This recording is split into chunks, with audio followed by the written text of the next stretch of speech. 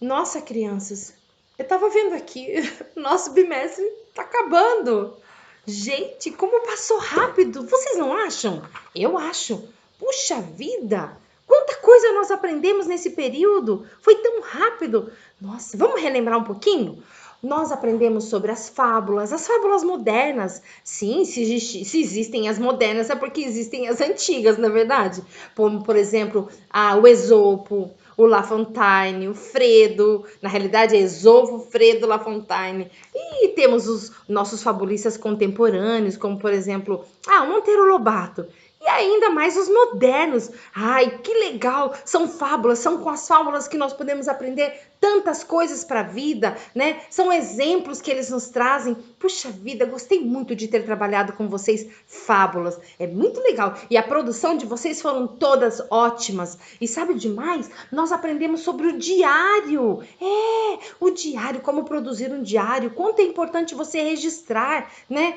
E vocês viram o diário da Biloca, né? Puxa vida, quanto ela sofreu, né? Não conseguia estudar. Mas depois tudo mudou na vida dela e ela registrava tudo.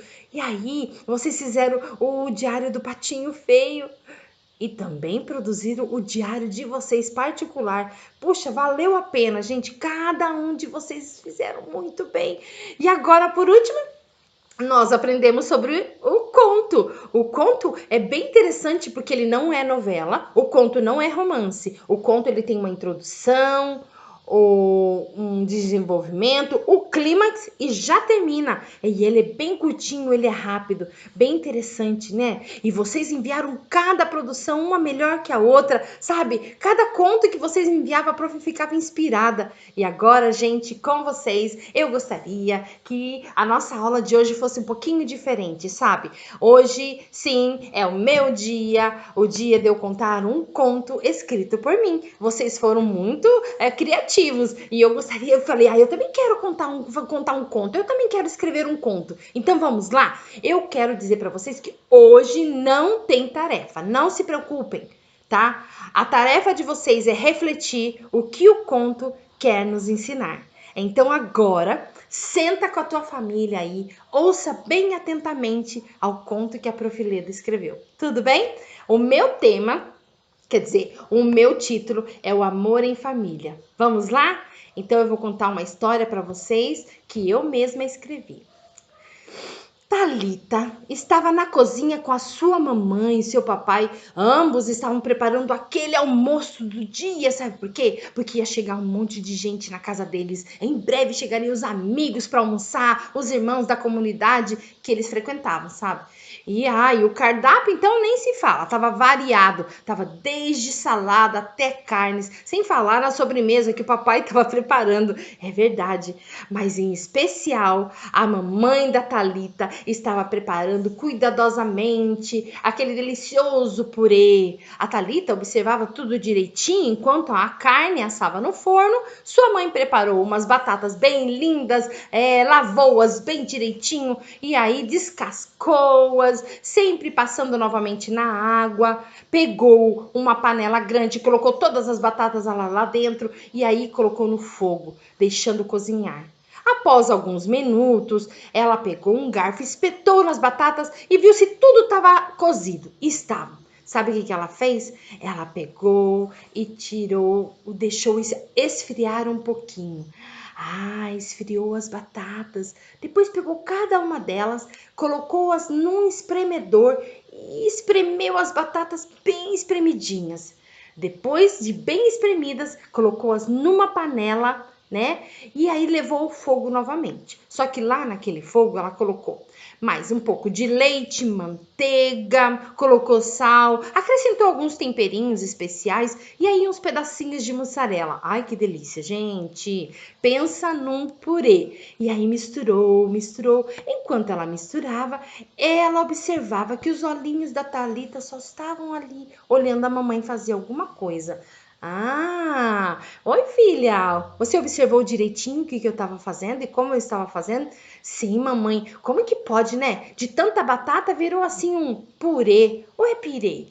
Sim, enquanto eu estava aqui, eu lembrei de uma passagem bíblica que fica lá em João 17. Leia depois, criança. Qual, mamãe? Aquela que Jesus, antes dele morrer, chegou para o Pai e ajoelhou-se. Ele sentiu forte no coração que ele tinha que orar por nós. Ele falou: Pai, eu quero interceder agora por aqueles que ainda irão te conhecer e por aqueles que vão ficar. E aí, puxa vida, que legal! Jesus orou por mim. Mas orou por mim antes de eu me conhecer? Ele já me amava antes disso? Sim, ele já te amava. E senta aqui no meu colo que eu vou te contar. Enquanto assa a carne e faz o arroz, eu vou te contar direitinho. Lá em João 17, quando Jesus ajoelhou-se e conversou com o Pai, ele levantou os olhos aos céus e disse: Pai, está chegada a minha hora, né? E tudo que o Senhor pediu para mim, eu já fiz. Agora eles vão ficar aqui. E eu quero, Pai, entregar cada um deles, né, nas tuas mãos. Eu peço que não os tire do mundo, mas que os livre do mal. Mas primeiramente, Pai, que eles possam ter unidade contigo. Assim como eu tenho contigo, eu quero ter que eles tenham unidade contigo também e uns com os outros. Ai, que coisa. Ai, isso lembra o quê? Lembra o quê? Um purê. Como assim, mamãe? Um purê? Sim, um purê. Olha, puxa vida, vamos lembrar novamente. Quando eu resolvi começar a preparar o purê, o que eu fiz primeiramente? Lavou as batatas. E isso, sim, nós somos assim. Temos que deixar que Jesus lave o nosso coração e tirar toda a impureza. Depois eu descasquei-as, e isso faz com que nós, quando a gente tira as cascas, é a mesma coisa de tirar as nossas máscaras. Deus não se engana. Ele conhece a nossa vida, o nosso coração.